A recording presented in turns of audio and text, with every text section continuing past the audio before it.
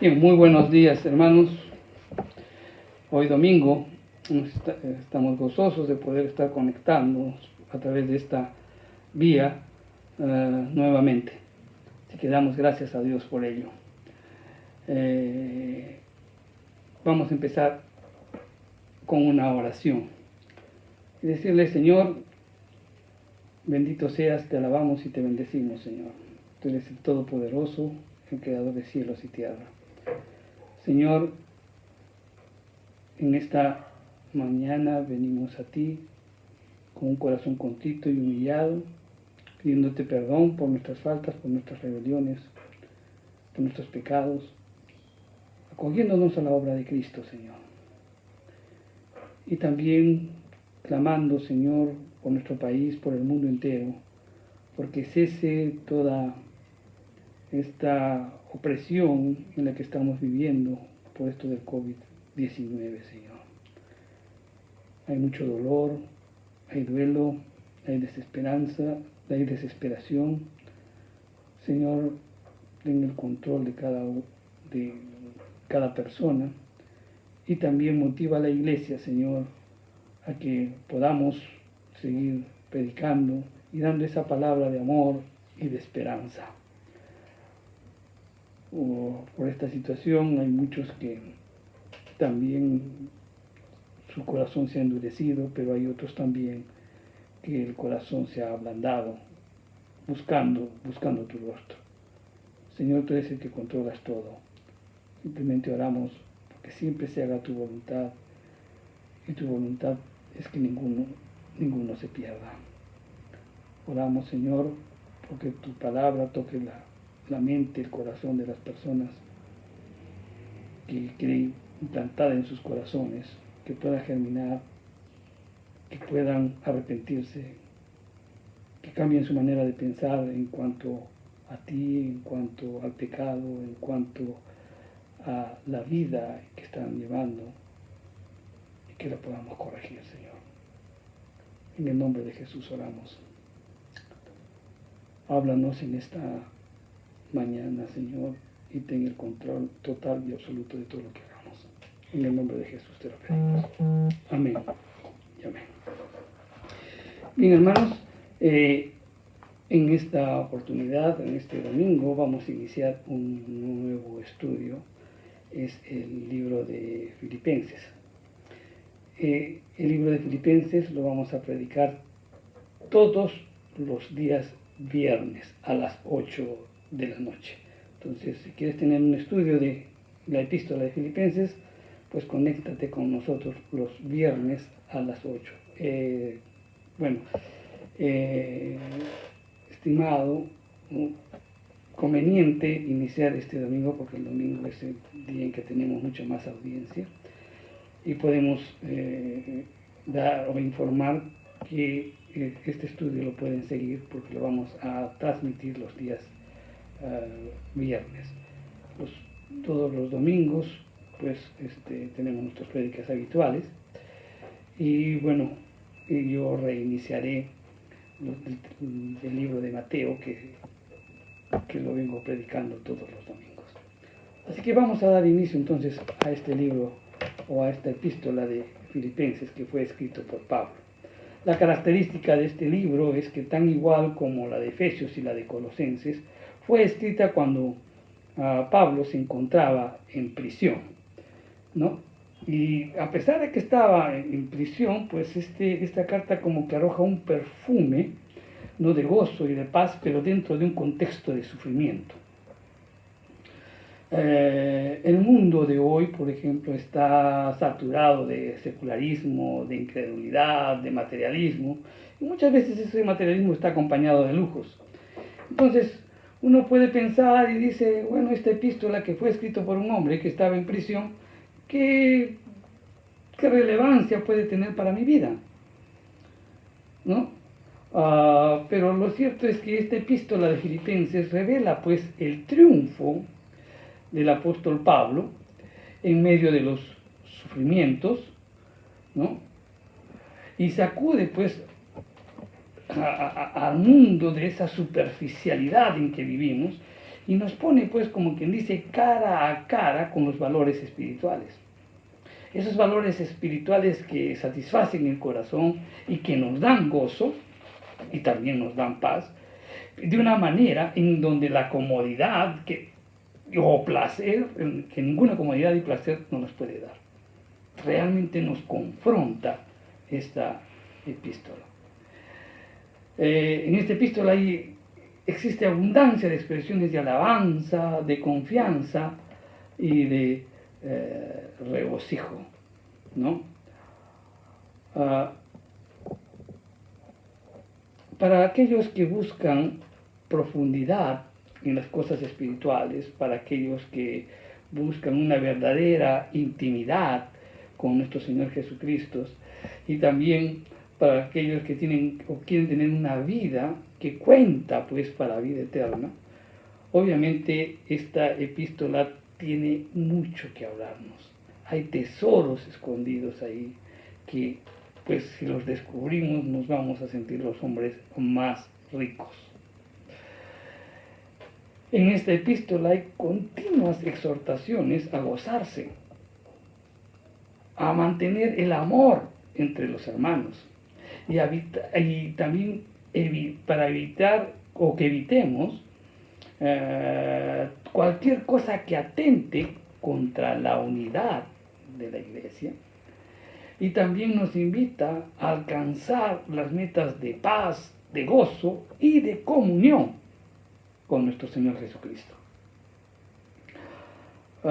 Conforme vamos a ver mucho más adelante, el apóstol Pablo mantuvo el gozo y la paz, aún estando en prisión. ¿Por qué?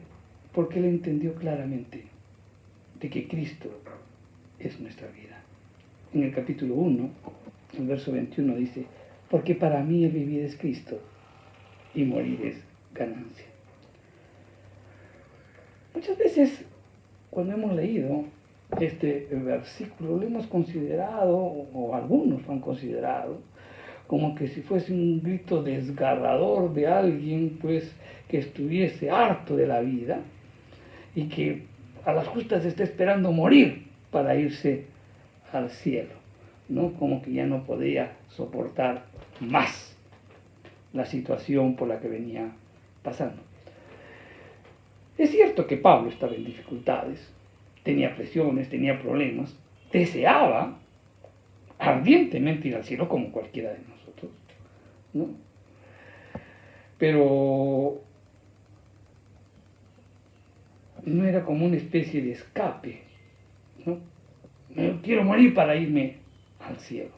Y muchas veces hemos utilizado esa expresión, sobre todo en momentos difíciles para enseñar, y muchos toman la última parte de este versículo, para nosotros la muerte es ganancia, y con eso queremos obtener un consuelo. Pero realmente no es así, ¿no? Si nosotros examinamos y cuidadosamente meditamos lo que Pablo nos quiere decir, pues es algo más profundo.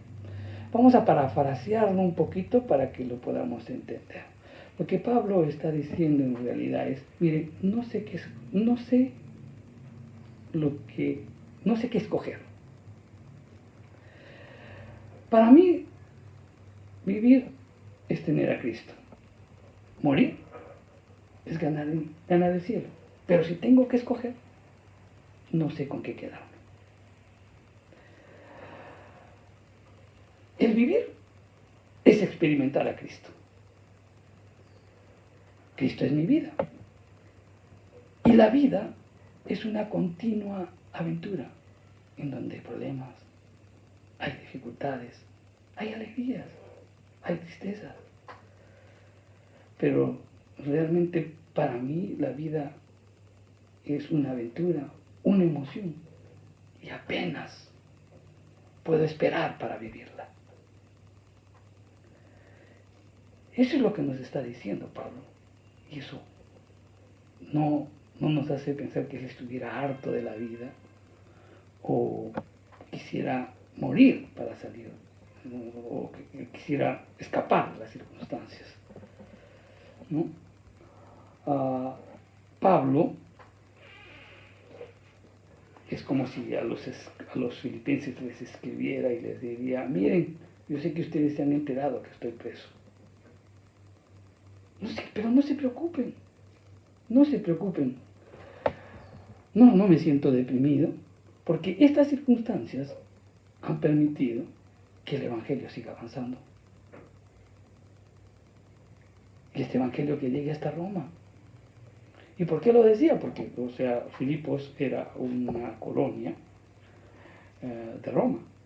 Entonces todo lo que pasara, lo que iba a pasar en el juicio, iba a impactar en la vida de todos los creyentes. Y Pablo se sentía feliz y gozoso por ello. ¿Por qué? Porque su vida era Cristo. Hay muchas circunstancias por las cuales nosotros podemos perder el gozo. Hay muchos motivos por los cuales nosotros podemos perder el gozo. Uno es las circunstancias, ¿no? Puedes estar hoy tranquilo cuando de repente te enteras que perdiste el trabajo, o un accidente de un pariente muy cercano tuyo, o una noticia de una enfermedad terminal, etcétera, etcétera. Cualquier circunstancia te puede hacer perder el gozo. También perdes el gozo por las personas. Nosotros continuamente interactuamos con las personas. Hay personas que nos hieren, que nos lastiman, que nos ofenden, que dicen cosas que no debieron decir, o gestos que nos hieren, que nos lastiman. Y perdemos el gozo. Ahí también perdemos el gozo por las cosas. Estás tranquilo, feliz, cuando de repente se rompió el televisor, se rompió un plato, etcétera, etcétera, y pierdes el gozo. Mi esposa decía, más vale un plato roto que un corazón roto. ¿No? Perdemos el gozo, lastimamos, ofendemos por la persona que rompió las cosas, o lastimó, o lo robó, etcétera, etcétera. Y también perdemos el gozo por las preocupaciones. A veces nos preocupamos más de lo que deberíamos, ¿no? Entramos en una ansiedad también. Y esto también nos hace perder el gozo. Pablo describe 4 actitudes mentales que producirían gozo a pesar de las circunstancias, a pesar de las personas, a pesar de las cosas, a pesar de las preocupaciones. Y eso lo describe en toda la epístola. ¿Cómo hacerlo? En el capítulo 1 te dice, ten una mente sumisa. En el capítulo 1 te dice, ten una mente sencilla. En el capítulo 2, ten una mente sumisa. En el capítulo 3, ten una mente espiritual. Y en el capítulo 4, una mente segura. ¿A qué se refiere con una mente sencilla? Y es que cuando se habla de sencillo, pues significa que tengas un solo propósito. Un solo propósito. Pablo dijo, porque para mí Cristo es, mi vida es Cristo y el morir es ganancia. O sea, las circunstancias no podían robarle el gozo. ¿Por qué? Porque Pablo no vive para gozar de las circunstancias, sino vive para servir a Cristo. Eso es algo que tenemos que aprender. Nosotros no vivimos para gozarnos de las circunstancias, sino que vivimos para servir a Cristo. No mira las circunstancias en sí mismas, sino que él mira las circunstancias en relación con Cristo. Lo que te está pasando, el momento en que estás viviendo, ¿cómo puedes sacar ventaja para poderle servir mejor a Cristo? Una mente sencilla, pues se interesa más por la comunión del Evangelio, por el progreso del Evangelio y por la fe en el Evangelio.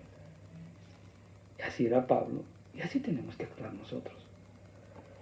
Pensar sencillamente es interesarnos porque la comunión del Evangelio, que haya una comunión, que haya una armonía, que haya un progreso, o sea, buscar el momento oportuno que nos permita, o en la circunstancia que la que estamos viendo, que nos permita que el Evangelio siga avanzando.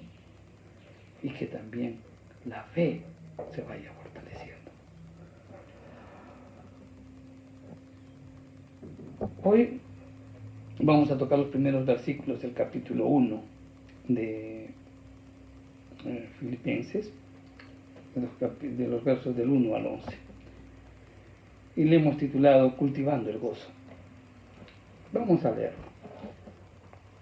Filipenses del 1 al 11. Dice: Pablo y Timoteo, siervos de Jesucristo, a todos los santos en Cristo Jesús que están en Filipos, con los obispos y diáconos. Gracia y paz a vosotros, de Dios nuestro Padre y del Señor Jesucristo. Doy gracias a mi Dios siempre que me acuerdo de vosotros, siempre en todas mis oraciones, rogando con gozo por todos vosotros, por vuestra comunión en el Evangelio, desde el primer día hasta ahora, estando persuadido de esto, que el que comenzó en vosotros la buena obra, la perfeccionará hasta el día de Jesucristo. Cómo me es justo sentir esto de todos vosotros, por cuanto os tengo en el corazón, en mis prisiones, y en la defensa y confirmación del Evangelio, todos vosotros sois partícipes conmigo de la gracia. Porque Dios me es testigo de cómo os amo a todos vosotros en el entrañable amor de Jesucristo. Y esto pido en oración, que vuestro amor abunde aún más y más en ciencia y en todo conocimiento, para que aprobéis lo mejor, a fin de que seáis sinceros e irreprensibles para el día de Jesucristo, llenos de frutos de justicia que son por medio de Jesucristo para la gloria y alabanza de Dios. Cultivando el gozo le estamos titulando esta porción de las Escrituras. Y lo primero que podemos rescatar aquí es que nosotros cultivamos el gozo cuando servimos al Señor en humildad y sin egoísmo. Pablo se presenta y dice: Pablo y Timoteo.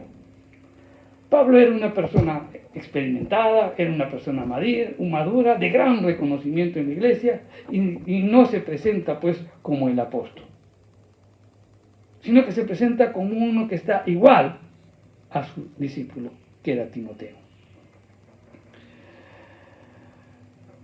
Y parte de la gran comisión es que nosotros hagamos discípulos. Cuando Pablo conoce a Timoteo, Timoteo ya era cristiano, pero con un testimonio tan fuerte que él hizo arreglos, ¿no?, para que se convirtiera en su compañero de milicia, ¿no? Timoteo llegó a convertirse pues como un hijo para Pablo. Pablo le transmitió su enseñanza, su sabiduría, su conocimiento de las Escrituras sin limitaciones. Pablo lo estimaba tanto, lo amaba tanto, se había identificado tanto con él, que incluso dijo que era el único hombre cuya mente fuera como la suya, y eso lo dice en el capítulo 2, en el verso 20. Probablemente lo escogió como sucesor. Entonces, con todo ese trabajo que hizo con Timoteo, Pablo lo incluye en el saludo, en un intento de respaldar a su discípulo, a los filipenses, porque él estaba cumpliendo una labor, si se quiere, pastoral y docente. Pablo entendía dos cosas: que la labor del Evangelio no podía hacerla sola, y que para que la obra continúe necesitaba preparar a otros. Y esa es la labor de todo creyente, de preparar a otros para que la obra continúe. Y esa es nuestra labor. Un pastor tiene que preparar a otro pastor. Una secretaria tiene que preparar a otra secretaria. Un diácono tiene que preparar a otro diácono. Uno que esté en el ministerio de alabanza tiene que preparar para que también haya personas que nos lleven en alabanza al Señor. Y esa es nuestra labor, preparar y dar lo mejor de nosotros para que ellos aprendan. E incluso que ellos nos puedan superar. Sin limitaciones. Brindar todo nuestro conocimiento. Cuando existe orgullo, cuando existe celos, cuando existe egoísmo, son síntomas claros que las personas son inseguras de su llamado. tú te sientes inseguro de tu llamado, entonces pondrás limitaciones. No querrás ayudar a otros, no querrás preparar a otros. Te sientes inseguridad, sientes celos. Y eso rompe tu gozo. Entonces te tienes que deleitar, enseñando, preparando. ¿Por qué? Porque la obra no la puedes hacer tú solo. Necesitas todo un equipo de gente. Y tenemos que trabajar para eso. Esforzarnos en preparar más gente para que el Evangelio se expanda. Entonces nos gozamos cuando servimos al Señor en humildad.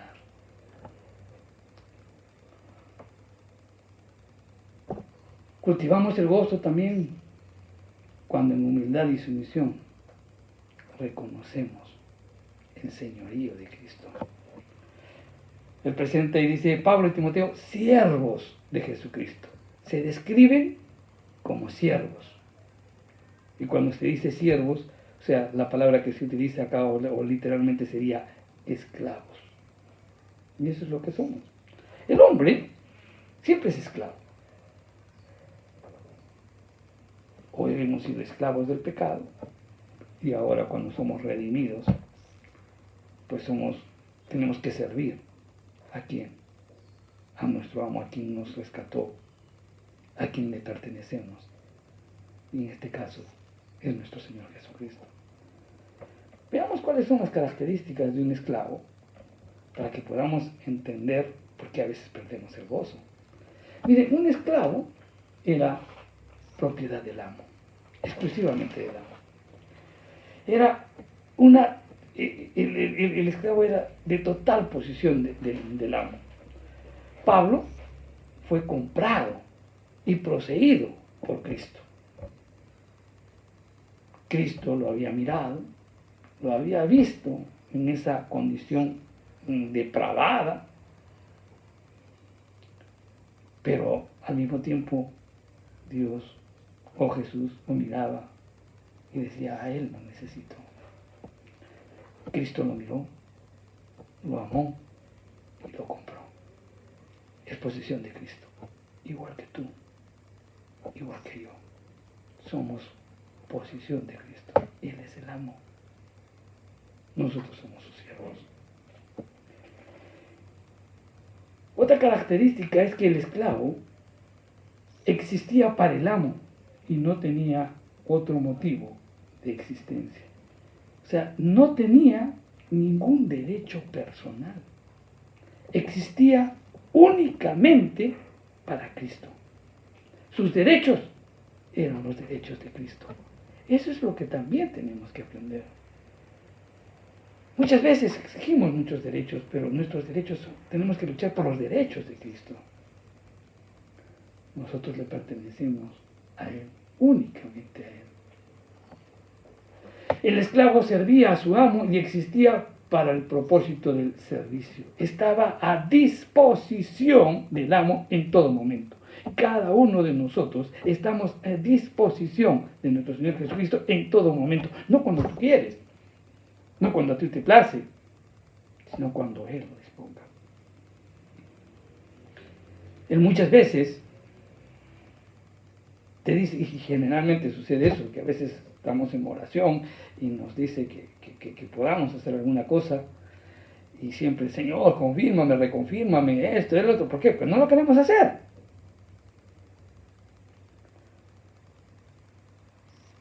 Nos dice, perdona, reconcilia, pero Él me tiene que perdonar. ¿Por qué?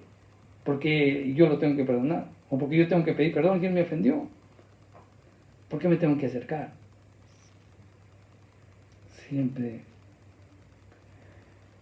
queremos hacer o queremos vivir de nuestra manera, pero Él es el Señor. Él es el amo. Tenemos que vivir exclusivamente para Cristo, día tras día. La voluntad del esclavo le pertenecía al amo. No tenía ninguna voluntad ni ambición que no fuera la voluntad y la ambición del amo. El esclavo era completamente servidor del amo y le debía obediencia total y absoluta al amo. Pablo le pertenecía a Cristo. Luchó y peleó para llevar todo pensamiento cautivo a la obediencia en Cristo. Cuando realmente uno lee 2 Corintios 10, 3, 5, ahí podemos entender dentro de ese contexto lo que Pablo nos está diciendo. Dice, mientras estamos en la carne, no militamos sino en la carne, sino que tenemos nuestras armas poderosas en Dios, ¿no? Capaces de destruir fortalezas, ¿no? Para derribar todas fortalezas, ¿no? Y derrumbar todo argumento y altivez que se levante contra el conocimiento de Cristo, llevando cautivo todo pensamiento a la obediencia en Cristo, llevando cautivo todo pensamiento. Miren la profundidad. Pablo por eso vivía. O sea, todos esos pensamientos que querían de que él viva una vida independiente, una vida en donde busque su beneficio propio, pues él luchaba contra eso y quería llevar todo pensamiento cautivo. ¿Por qué? Porque él era el esclavo. Y Jesús es el Señor. Y otra de las cosas que tenemos que entender es que el esclavo de Jesucristo es la posición más elevada, más honrada y la mejor en todo el mundo. Los grandes siervos del Señor, o los grandes personajes, fueron llamados como esclavos, siervos. David, Moisés, Isaías, a tantos que podemos ver en la Biblia. Es una posición muy elevada, la más honrada, y todos fueron honrados porque sus nombres están escritos en la Biblia. A veces no entendemos mucho el señorío de Cristo. El Evangelio de Juan nos narra o registra un episodio muy interesante que nos puede hacer meditar al respecto. En Juan 13:13 dice, Jesús está hablando y dice, vosotros me llamáis maestro y señor. Y decís bien, porque lo soy, dice. Pero en el verso 14 es interesante porque dice, pues si yo, el señor y maestro, cambia el orden. Ustedes piensan que soy maestro y señor. Y dice Jesús, sí, yo lo soy. Pero primero soy señor y después soy maestro. Puso en orden las cosas. Primero es el Señor. Y Señor en el griego es amo, dueño. Hoy muchos pierden el gozo. ¿Por qué? Porque no aceptan el señorío de Cristo. Y hoy más que nunca existe una gran necesidad de entender que nosotros somos esclavos de Cristo y debemos hacer la voluntad de Él. Entonces, solo entonces, el mundo será alcanzado con las gloriosas verdades de la vida eterna. Entonces, y solo entonces, las necesidades del mundo serán satisfechas.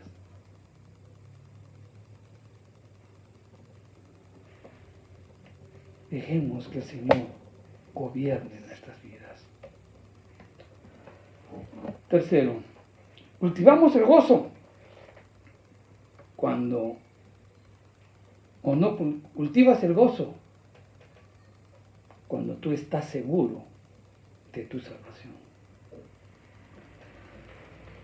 En ese verso 1 dice, a todos los santos en Cristo Jesús que están en Filipos, con los obispos y diáconos. Aquí se menciona el concepto de santificación. Y esta palabra de santificación se menciona más de 1000 veces en la Biblia y lleva la idea de apartar, de separar. La primera mención de la palabra santificación lo vemos en Génesis, en el capítulo 12, en el verso 3, donde Dios dice que santificó el séptimo día. Es decir, lo apartó el séptimo día para un uso especial. Santo, entonces, es apartado, es separado para un propósito definido. Cuando leemos las escrituras vemos de que continuamente pues el Señor ha estado separando, ¿no? Los sacerdotes, por ejemplo, eran santos, eran separados porque eran escogidos como siervos de Dios. Y los sacrificios también eran santos. ¿Por qué? Porque pertenecían exclusivamente a Dios. También habían las cosas, ¿no? Las cosas, los vasos, los lugares, había individuos, ¿no? que eran reservados exclusivamente para el Señor. En el Nuevo Testamento vemos de que quienes aceptan a nuestro Señor Jesús como su Señor y Salvador, somos declarados santos, o sea, separados, escogidos para Dios. Le pertenecemos a Dios, es lo que nos dice Efesios. Pero más claro lo podemos ver en 1 de Pedro 2.9, donde dice: mas vosotros sois linaje escogido, real sacerdocio, nación santa, separados para Dios. Pueblo adquirido por Dios para anunciar las virtudes de aquel que os llamó de las tinieblas a su luz admirable. Entonces, es necesario e importante que podamos conocer qué cosa es la santificación. Porque si tú no entiendes lo que es la santificación, entonces tú vas a estar seguro de tu salvación. La santificación, en primer lugar, es un hecho consumado. Es un hecho consumado. Es un hecho establecido. No es una ambición espiritual. Entonces, por tanto, debemos ser o vivir como somos. Mira, Dios nos ordena que obedezcamos, que guardamos la ley. ¿Por qué? Porque somos un pueblo santo, no porque aspiremos a ser más santos, porque ya somos declarados santos. La santidad de Dios, la santidad es un acto de Dios, no de los hombres. La santificación cristiana comienza con lo que Dios hace con nosotros y no con lo que nosotros hacemos. Somos santos, declarados, separados para Dios, para Cristo. Hemos sido escogidos como agentes e instrumentos en este mundo. Otro aspecto que tenemos que ver relacionado con la santidad es que la santidad del pueblo es un logro divino. Le pertenecemos en forma exclusiva. Que Él nos ha elegido no ha dependido de nuestros esfuerzos o de repente por alguna obra excelente que has podido realizar. Entonces, si la santificación es una obra de Dios y no de las manos del hombre, entonces la santificación implica una respuesta a ese llamado, que tú tomes una decisión, una acción decidida a responder a ese llamado. Y eso implica hacer la voluntad de Dios. Vas a tener conflictos, vas a tener peleas, habrá luchas, pero Dios es el que va a estar peleando por nosotros. La santidad cristiana, te vuelvo a repetir, no empieza pues con lo que nosotros hacemos, sino con lo que Dios ha hecho con nosotros. La santidad también implica una acción específica. La relación con Él es un compromiso exclusivo, pues obviamente no puedes pactar, porque tú estás viviendo exclusivamente para Dios. No puedes asumir otros pactos, otros compromisos. No puedes pactar con el pecado. La santificación prohíbe, pues, la fidelidad a dos señores, porque también o vas a amar a uno o vas a desechar a otro. La santificación implica adoración exclusiva, servicio exclusivo a quien te lo dio. Entonces, ahí entendemos la gracia y la paz. Mira, Dios te llamó, te escogió, te santificó, no porque tú hayas hecho algo espectacular, algo bueno, Dios te declaró santo. Lo que Dios abre, nadie lo cierra. Y lo que cierra, nadie lo abre. Por esa razón, la salvación no se pierde. La salvación empieza por lo que Dios hace contigo. Ahora, si tú has sido declarado santo, tienes que vivir como santo. Y eso implica dejar el pecado. El Señor va a venir, dice, por una iglesia sin mancha y sin arrugas.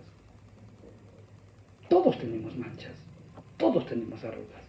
A través de las circunstancias, a través de los problemas, a través de todo lo que estamos viviendo, Dios viene limpiándonos y sacando las arrugas y sacando todas las manchas, sacando el pecado en nuestras vidas. Sobre todo aquellos que están dentro de nosotros y que nos cuesta renunciar a ello. Pero no tenemos el arras del Espíritu Santo, la garantía del Espíritu Santo que empieza la obra y nosotros la va a terminar. Entonces, si tú te murieras hoy, todavía eres imperfecto, pero el Espíritu Santo completará la obra para que puedas estar arriba. Y si viniera el Señor hoy y hubiera el arrebatamiento, justamente cuando estamos subiendo, el Espíritu Santo debe completar la obra. Tú tienes que estar seguro, porque la salvación es por gracia. Y eso es lo que dice el apóstol Pablo cuando menciona las palabras de gracia y paz, lo hace en ese contexto. Por eso adquiere un valioso significado, porque está hablando de la salvación cristiana, que es un favor inmerecido de Dios, pero dado a quienes, a los que han confiado en Cristo. Y como resultado de eso, tienes paz para con Dios por medio de Jesucristo. Y esa paz de Dios es una paz sobrenatural que te va a dar una tranquilidad interior producida por el fruto del Espíritu Santo. Entonces, cultivamos el gozo cuando entendemos la santificación, cuando entendemos la gracia, cuando entendemos la paz de Dios.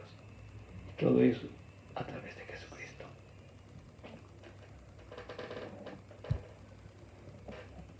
También otro punto podemos decir que cultivamos el gozo cuando tienes un corazón agradecido. En el verso 3 dice, doy gracias a mi Dios. Pablo sabe, como todos nosotros, que no estamos solos en el mundo. No era la única persona que estaba viviendo para Dios y testificaba para Cristo. Él pertenecía a una familia de creyentes que Dios la estaba constituyendo, que Dios la está formando. ¿No? Y todos ellos viven también para testificar de Dios, sobre todo que en este mundo perdido que tanto lo necesita. Pablo se encontraba en una prisión en Roma. Estaba a gran distancia de los filipenses. Él no contaba con su presencia. Todo lo que tenía era un recuerdo, el recuerdo del tiempo que pasaron juntos. Obviamente, Pablo recordaba su amor, Pablo recordaba el cuidado, el apoyo de ellos, y eso hizo que su corazón se infle de agradecimiento hacia ellos. Y entonces le agradece a Dios por ellos. Y entonces aquí encontramos una reflexión, ¿no? Si Pablo agradeció a Dios por los creyentes de Filipo que estaban fuera del alcance de él, que estaban lejos de él, ¿cuánto más nosotros deberíamos agradecer por las personas con las que interactuamos continuamente? Muchas veces lo que recordamos son las cosas malas con las que hemos interactuado. Pero Pablo recordaba las cosas buenas y los extrañaba. Y eso le daba gozo.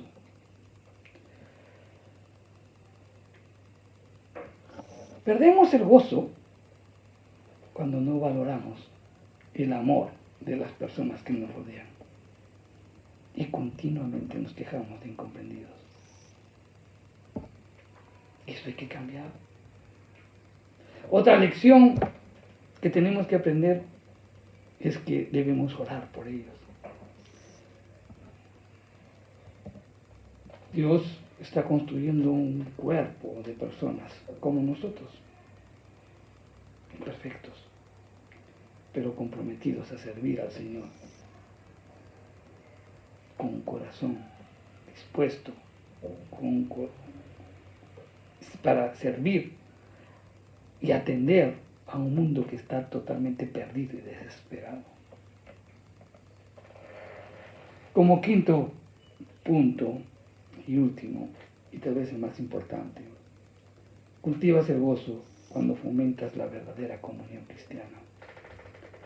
Pablo nos dice que para fomentar la comunión cristiana debemos tener a los hermanos en nuestra mente. Debemos tener a nuestros hermanos en el corazón y debemos tener a nuestros hermanos en las oraciones. Vamos a desarrollar cada uno de ellos. Hechos 16 nos narra las experiencias de Pablo en Filipos, que nos dice que él fue arrestado ilegalmente, que fue azotado con varas, que fue encarcelado en un calabozo, ¿no? Y ese calabozo fue el que estaba más adentro todavía, el que estaba en donde más frío haría, o más, sí, porque era un sitio mientras más abajo esté, más frío sientes, ahí estaba. Ahí le aseguraron los pies con un cepo, dicen. Obviamente, si Pablo recordaba todo esto, sería un hombre amargado, dolido, por toda la experiencia tenida en Filipos. Pero la Biblia dice que Pablo lo recordaba con gozo por la comunión con el Evangelio. Quiere decir, entonces, que Pablo recordaba cómo Dios había obrado en Filipos, cómo Dios los había guiado a la salvación. Él recordaría el encuentro con Lidia, cuando lo lleva a su casa, cuando lo invita a comer. Él recordaría la formación de la iglesia. Él también recordaría cómo una mujer fue liberada de un espíritu de adivinación, que todo el tiempo lo estaba perturbando a Pablo, y Pablo pues simplemente echa fuera ese espíritu de adivinación. Y ese bien le costó pues que lo encarcelaran ilegalmente, ¿no? Pero él no recordaba eso, lo que recordaba es que esa prisión que estuvo, en la prisión que estuvo ilegalmente, le dio la oportunidad de presentar el Evangelio al carcelero. Y el carcelero se encuentra con Cristo. Y no solamente él, sino que toda su familia. Y de ahí nace la oración que muchos repiten: cree en el Señor Jesús, tú y tu casa serás salvo. También recordaría su sensacional liberación. También recordaría ese desarrollo que tuvo la iglesia, ¿no? Y obviamente también el cariño hacia él de parte de muchos miembros de la iglesia, porque había sido demostrado en varias oportunidades, porque Filipos en varias oportunidades fue el que sustentó el ministerio de Pablo.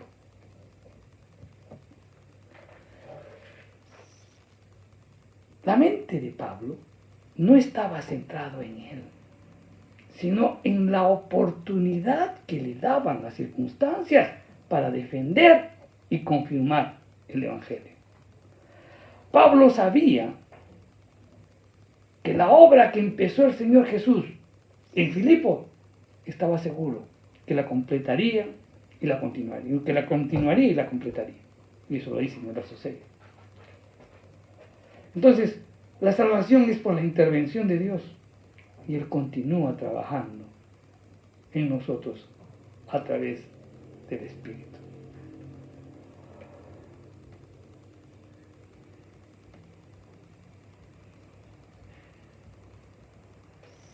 La salvación implica tres aspectos.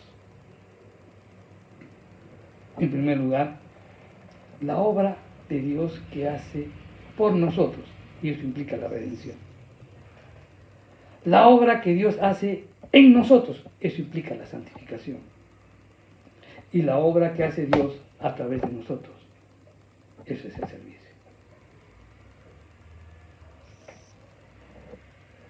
Entonces, para Pablo, es una fuente de gozo saber que Dios, que primero redimió a los filipenses, que los santificó, los separó, los reservó para Él y que los estaba capacitando para el servicio. Entonces Él se gozaba y miraba cómo Dios estaba actuando y obrando en la vida de cada uno de ellos. ¿Sabes? Y eso también nos invita a reflexionar hoy. Estamos en una etapa en el COVID, estamos por esta pandemia del COVID-19, estamos en casa. Y entonces muchos de repente estamos quejándonos que estamos en casa, que no podemos salir, que no podemos disfrutar, que no podemos hacer nuestras diversas actividades. Pero es cuando tú te centras en ti mismo. Nosotros deberíamos estar pensando que esta es la gran oportunidad para poder predicar el Evangelio, y le damos gloria a Dios por ello. Porque a pesar de habernos reducido en las casas, hoy por ejemplo estamos predicando a través de las redes sociales y hay mucha más gente que nos mira que antes. Y debemos estar gozosos porque el Evangelio se viene extendiendo. No estamos quejándonos de las circunstancias, no estamos viendo lo negativo de esto, sino que nuestra mente está en Cristo porque Cristo es nuestra vida. Es tu vida y la mía. Entonces debemos regocijarnos de lo que Dios va a hacer. Mucha gente está escuchando el Evangelio, mucha gente va a ser tocada, mucha gente va a ser redimida, mucha gente va a ser santificada y después va a seguir actuando, involucrándolos en el servicio. Y eso es lo que nos invita, nos hace reflexionar estos momentos. No perdamos el gozo. Tengamos en nuestra mente a nuestros hermanos. No miremos las circunstancias, miremos lo que podemos hacer en esas circunstancias. No solamente hay que pensar en ellos, sino que también hay que tenerlos en el corazón.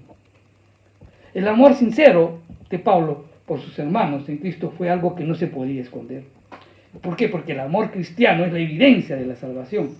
En 1 Juan 4:14 decimos, nosotros sabemos que hemos pasado de muerte en vida. ¿Cuándo sabemos eso? Cuando amamos a los hermanos. Pablo estaba sufriendo por ellos y las cadenas eran pruebas de su amor.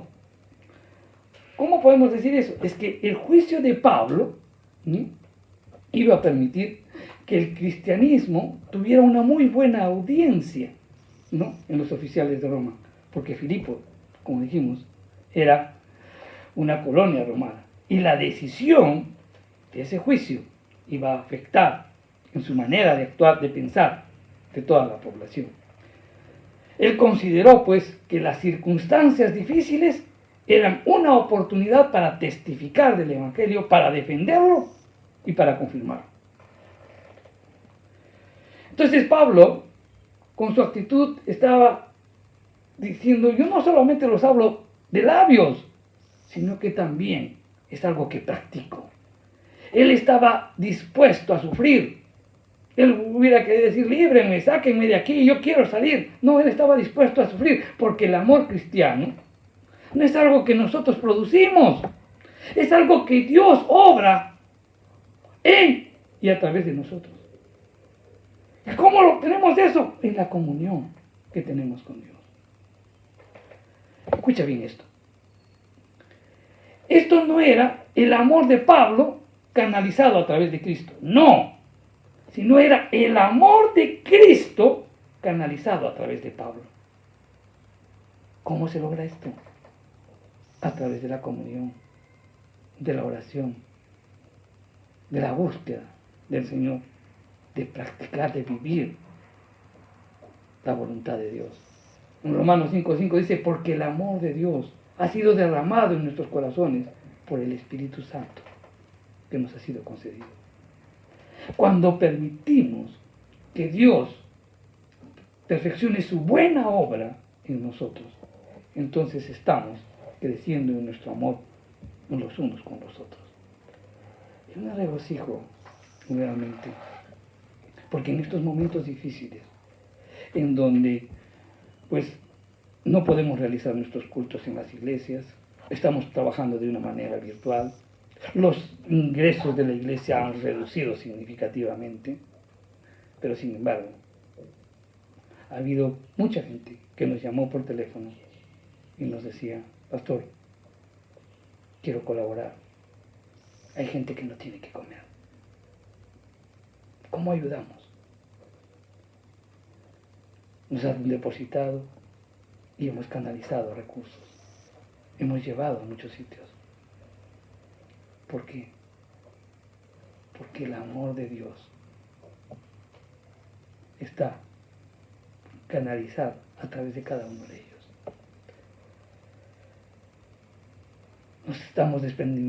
Estamos aprendiendo a desprendernos de nosotros mismos.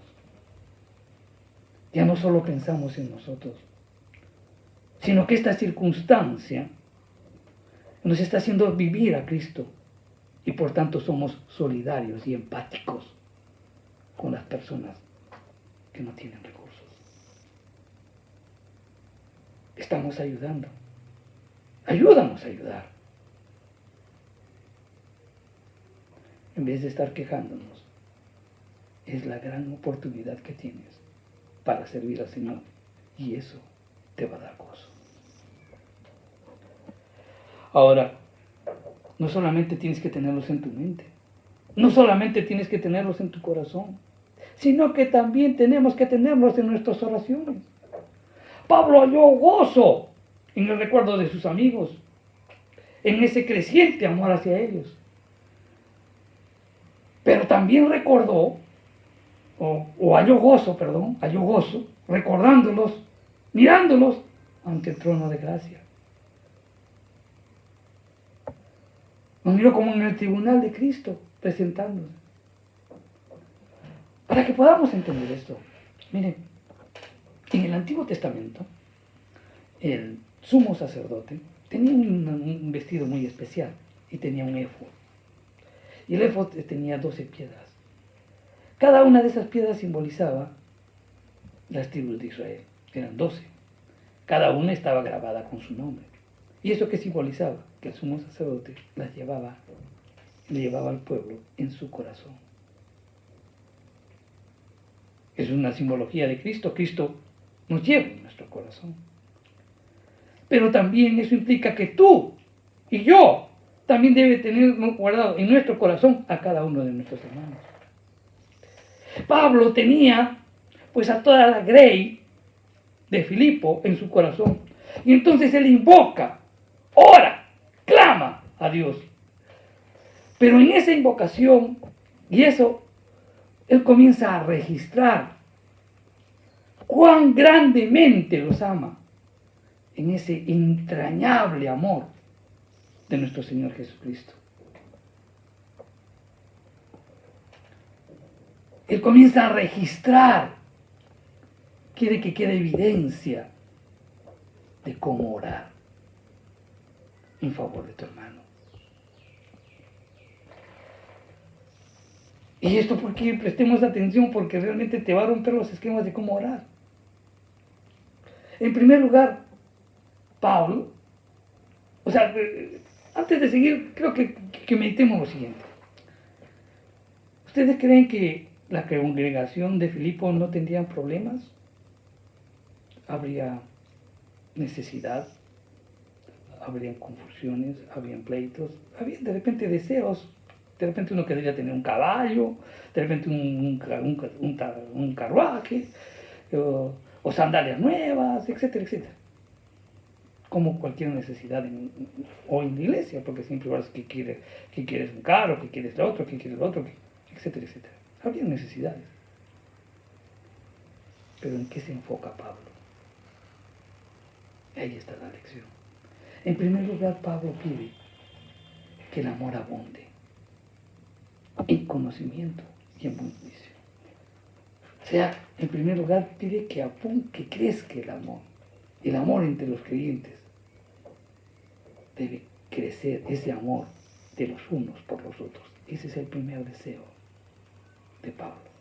En segundo lugar, quiere que crezcan en conocimiento. Pero no en ese conocimiento que te dan los libros, sino que él quiere que crezcan en el conocimiento de Dios, en el conocimiento de su justicia, en el conocimiento de su Hijo, en el conocimiento de su voluntad, en el conocimiento del pecado, en el conocimiento de la verdad, en el conocimiento de todo lo que es bueno. A eso está apuntando Pablo. Y Pablo también quiere que crezcan en buen juicio, o sea, que es en el discernimiento, que es la habilidad de saber cuál es la acción concreta, correcta, que debo hacer en una situación dada. Pablo está pidiendo por eso, para que les des discernimiento para saber cómo actuar en cada circunstancia de la vida. Pide también Pablo de que sus hermanos tengan un carácter maduro. Y dice, para que sean sinceros e irreprensibles. O sea, oró para que sus amigos tengan una clase de carácter que les permita pasar la prueba. Y es que cuando un hombre no tiene carácter, no puede pasar las pruebas. Continuamente caemos, nos resbalamos, y Pablo sabía de ello. Por eso decía, lo más interesante es que ellos tengan carácter, que sean firmes en sus propósitos, en sus objetivos, en sus principios. Eso era el anhelo de Pablo. Pablo también pide que lleguen a la madurez en su amor y carácter cristiano, irreprensibles para el día de Jesucristo. ¿Para qué? Para que las vidas no causen tropiezos a otros. No solamente pide, entonces, que tengan un carácter, sino que también alcancen la madurez, porque esa madurez les permitirá que no sean tropiezos para otros, para aquellos que están empezando.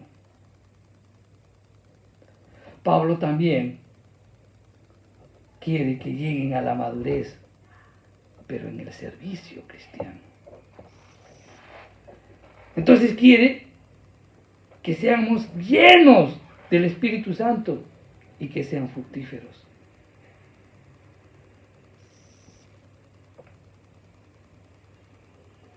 Pablo no está interesado en que se limiten o que hagan las actividades de la iglesia. No, Pablo va mucho más allá, sino que quiere que den fruto espiritual, ese fruto que damos cuando tenemos comunión con Cristo. Jesús dijo en Juan 15:4, permaneced en mí y yo en vosotros. Como el pámpano que no puede llevar fruto por sí mismo, si no permanece en la vid, así tampoco vosotros, si no permanecéis en mí.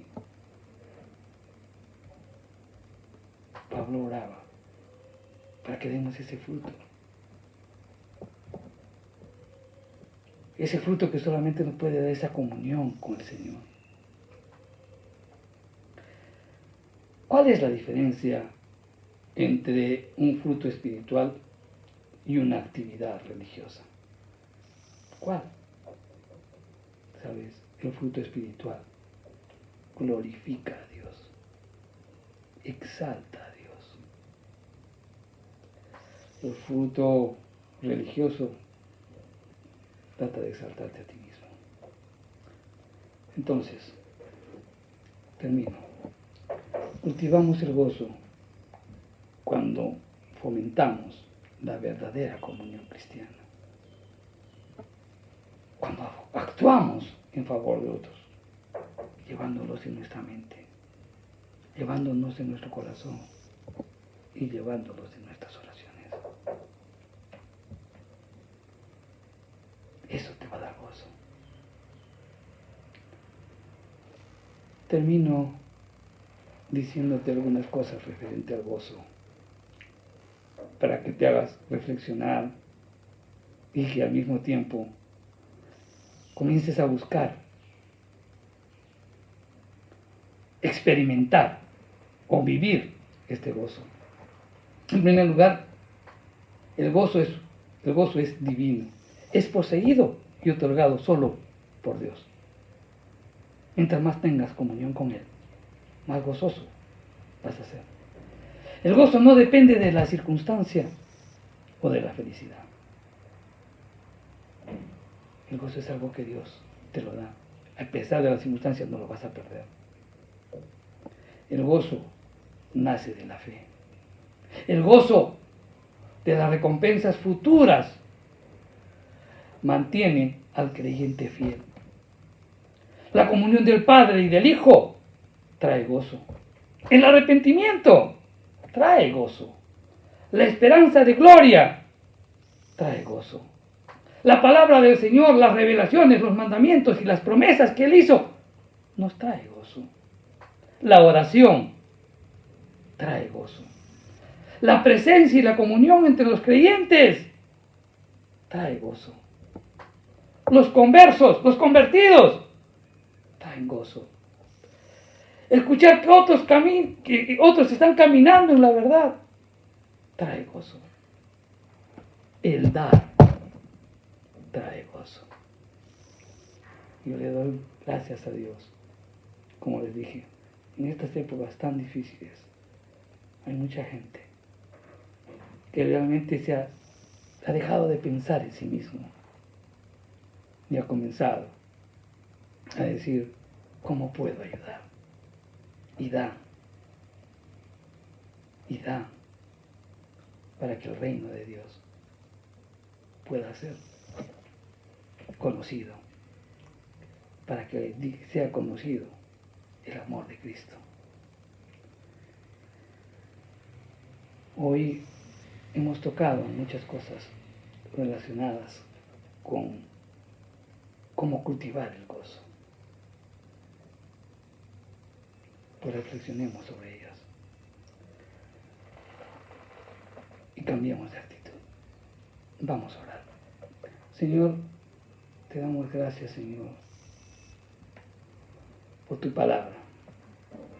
Señor, hemos aprendido que cultivamos el gozo cuando te servimos en humildad y sin egoísmo, teniendo discípulos, enseñándoles a ellos sin egoísmo. Señor, cultivamos el gozo cuando nos sometemos a tu señorío. Muchas veces queremos un Salvador y no un Señor. Por eso perdemos el gozo. No queremos que gobierne nuestras vidas. Perdónanos.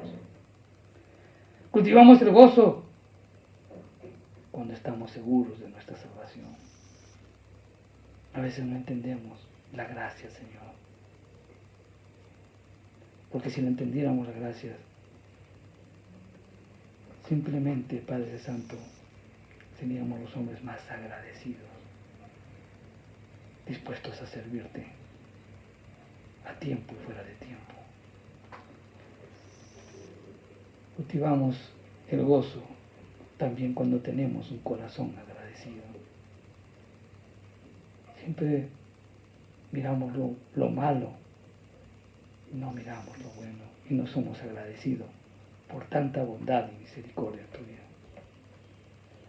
Cultivamos el gozo también cuando fomentamos la verdadera comunión cristiana y es en la relación con nuestros hermanos. Hoy hemos aprendido que tiene que estar en nuestra mente, en nuestro corazón y en nuestras oraciones. Ayúdanos, Señor. Ayúdanos a cultivar el gozo. Gracias, Señor, por tu palabra. En el nombre de Jesús. Amén. No se olviden, hermanos, los viernes continuaremos a las 8 de la noche con el libro de Filipenses. Que Dios los bendiga.